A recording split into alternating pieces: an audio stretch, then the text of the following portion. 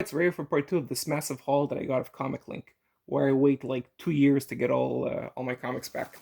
I don't buy too much, but what I buy is fun stuff. At least for me, it's either it's either rare or key and always affordable because I've got a few kids, don't have much money for comics, so I try to extend the dollar in fun stuff.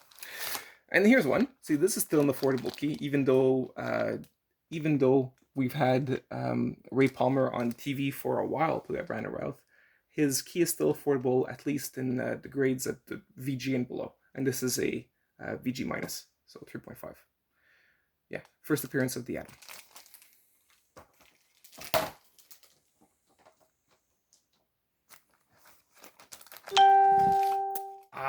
Awesome stuff. Okay, so not super high grade for the era, which would be 77, but it was at the price point that I wanted. Uh, this is I'll just take it out. Maybe it works a bit better, does it? I don't know if it works better to take it out or to leave inside the plastic for the camera. In any case, this is the second appearance of Black Adam, first time that he's on a cover. And the first appearance is a book that I won't own. It's too expensive. It's Marvel Family 1, and it often goes for 2 grand and above in not great condition. So yeah, this is my consolation prize, and I think it's fun. And also, he's on the cover, so it's the first Black Adam cover. It's also crazy that the his very first appearance was from the Golden Age, and he never appeared again until 1977. All right, next book. A key here. Once again, affordable key. It is the very first appearance of the Cassandra Cain Batgirl. Now, the thing about this book is that it's a great cover because it's the new costume of Batgirl, the one that Cassandra Cain wears. However, that's not Cassandra Cain in the costume. It's actually Huntress as Batgirl here. Cassandra Cain, though, is in the comic as simply Cassandra Cain. But I mean, when all is said and done, looking back, we have this is the first time that Cassandra Cain's in a comic, and the cover is the suit that we will associate with her. So it all comes together. Yeah, Batman 567. And being a 9.4, not a 9.8 or even 9.6 makes it much cheaper. Much cheaper. Let's see here what I got here. One moment. Woohoo! More key stuff. This is still very affordable. If anybody's wondering like what book to get, this is a safe bet for me. It's not too expensive, at least not in 9.4. This is Daredevil 254, the first appearance of Typhoid Mary. So there you go. The only thing that's not great about this comic is the cover. It's starring one of the artists I like the least, John Romita Jr. By this point, not liking John Romita Jr.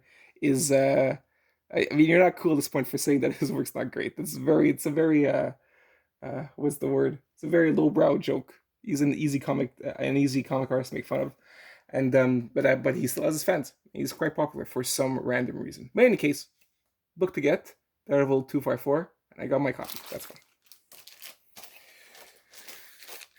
Woohoo! Also, still rather affordable, even though Black Mask did make his big screen debut, played by Ewan McGregor in the Birds of Prey movie. But this is Batman 386, still affordable, at least in 9.6, which is just, I mean, it's just one grade below 9.8. Sure, it makes all the difference. But you know what? At this point, this is for my own collection.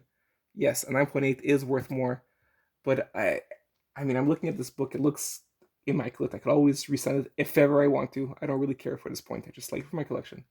But it looks great in 9.6. And if it makes me save quite a bit of money, I'll do that.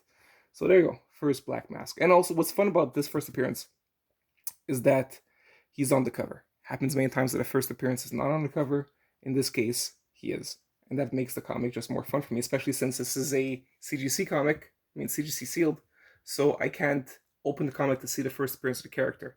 So him being on the cover is a real bonus. And I feel that I mean, CGC is already quite a reputable business, but with the comic book collectibles gaining like new heights now, the cover makes a huge difference, which I think is why the first appearance of Doctor Strange will never be seen as or never end up reaching the same heights as the first appearance of Iron Man or a bunch of other Silver Age characters, Thor, for instance, or whatever, because he's not on the cover.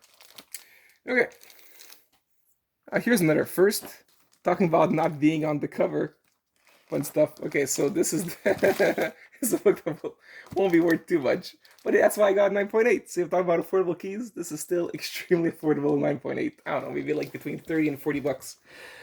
So like I said, if you for this comic, if you're not sure you have a 9.8, don't send it in. It will not be worth your time, or definitely not your money. But this is the first appearance of Ninjak.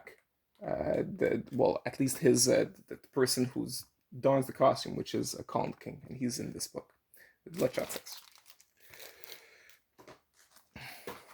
Another affordable key, at least in mid-grade range, which is what this is.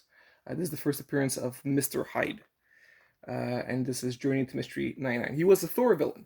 The story that I like him best in, though, is actually the very first time that the Young Avengers all team up together. The guy that they encounter is Mr. Hyde, and that's a fun story. I don't know. I know that they're gearing up for the Young Avengers. Maybe they'll use him in there. I have no clue. We'll see. But always a fun villain. It's fun that, I mean, the Stan Lee, who did write this, said that he had based the Hulk on his favorite works of literature combined together, which was Frankenstein and Dr. Jekyll, Mr. Hyde. So here we see more of his love for classic monster literature here with the creation of Mr. Hyde.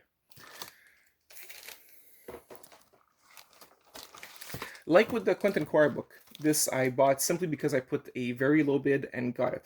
I like Greg Capullo. I think this is an awesome cover because it represents my favorite moment in the Frank Miller, I guess in all of the Frank Miller Batman books he's ever done. I really like the fight of Batman versus the head of the mutants. And that's what we see here. So fun stuff. But this is a book I've waited for a long time. It is not the first appearance of Adam Strange, but it is his second appearance. And here it is, showcase number 18 from 1959. And last but not least, Ninja Turtles 1. Why not?